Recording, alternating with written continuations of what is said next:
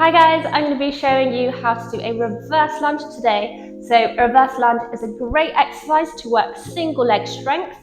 It's quite similar to the squat in terms of particularly working the quads and the glutes, but we're also having to work our balance and stability with this, which brings that extra challenge. So this is going to support all sorts of activities like walking and running and walking upstairs and so on.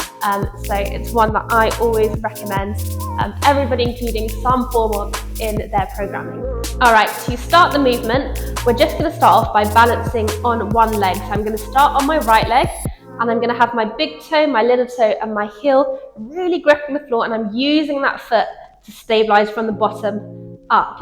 From here, I'm just going to sit back at the hips. I'm bending at the hips, bending at the knee, and reaching this back leg, so my left leg down to the floor. My knee is going to come and just slightly brush the bottom of the floor or just stay slightly above it. And then I'm going to push through, particularly my right leg, come back up into standing. So from the side, big toe, little toe, heel, balancing on one leg, bending, so sitting back at the hips and the knees. My back leg's coming down, knees just above the floor, and I'm pushing mainly through that front leg to come back up. One of the most common things that people find challenging with this exercise is balance. So you can always use a chair to support you, which I'll show you in the regression.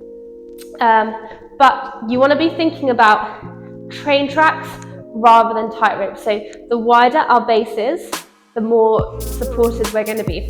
So when you come back into reverse lunge, avoid sort of this movement here where your foot is sort of in that tightrope, one in front of the other, but rather come back into more of a sort of train track position. So my feet are about hip width apart here and coming back up. The other thing to think about is to make sure that this front knee isn't coming inwards, so you don't want it to overly come in.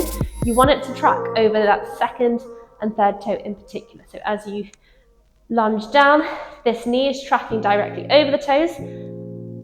What people find particularly difficult is that coming on the way back up, which requires most of your strength there. So as you come up as well, it's still tracking there and not falling inwards. If you want a bit more support with your balance while you're doing the exercise, you can have a chair next to you to use it as and when you need. So you might be holding onto the chair throughout the movement, or you might just have it there for a bit of confidence to know that you can hold onto that if you get a bit wobbly. So you can keep it just the side. You can have it on either side of you, as long as you can just hold onto it when doing the exercise. So gripping the floor, big toe, little toe, heel. I'm just going to put 2 fingers on the chair just so I know I've got it for support, and then you can just perform the exercise as normal, but you've just got this balance and you can hold on to it as much or as little as you need. So if you're new to lunges and you're finding the balance particularly challenging, I do recommend having a chair. So I would much rather you have a chair there and be a bit more stable in the exercise rather than trying to really challenge yourself, but your sort of lunges look a bit like this throughout. So as well as balance, you can use the chair to help take some weight off. So you're just going to hold onto the chair a bit more. So rather than just having 2 fingers, I'm just going to have my whole hand on top. And then as I come down, I'm just going to use this to take some load off, and I can push through the chair as well as the leg on the way up. Okay, and this might be a good option at first if you're finding it really difficult to push back up. The other thing you can do to make this easier is just reduce the range of motion. So that is sort of the movement that you go through the joints. So for example, I might have my chair here for balance and I might not go all the way down. So I might just lunge to this point here, and that might be enough for me. That might be a good challenge after I do 10 reps of these. I'm going to feel it a lot in the quads. So just reduce that range if you're finding it difficult to get all the way down.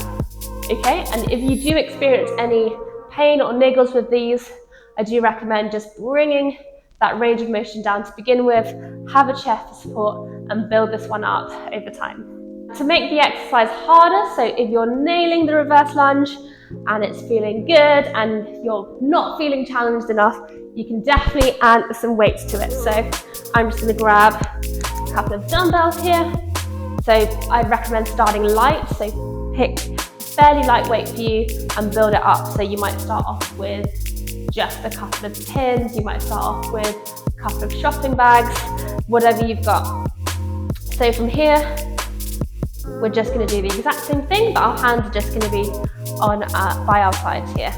So really controlling that movement down, pushing through that front leg, keeping that balance. Back stays straight. And that's it. You can also use a resistance band for this exercise. There's a couple of ways you can use the band, so it depends on your preference. So the first way I'm going to show you is by just looping the band under the foot, and then you've got this little handle on both sides which you can hold on to. You can hold onto it with both hands. You might hold on to it with just one hand. So I'm just going to hold on to it with both hands, keeping it nice and even. From here, exact same thing. So controlling it down, and then I'm pushing through. Controlling it down and pushing through. And you can see with the band, when I come down, I lose resistance. So the band isn't actually doing anything here until I get to about this point. So what you can do to make it harder is by just holding a little bit lower into the band. So I'm just going to loop over a couple of times there. Now I've got a lot more resistance here. So controlling it down, the tension is kept all the way through and pushing up. Another variation you can do if you don't want to sort of hold on to the band with your hands is you can step into the band. Just going to step into it. And then you can bring the band around your back. So just at the bottom of the neck here.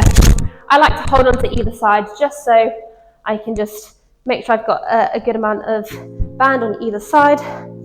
And then from here, exact same thing. So controlling it down and lifting up. Controlling it down and lifting up. So there you have it. That is the reverse lunge with lots of different variations there. Hope you can find your right level of challenge to keep your strength progress going.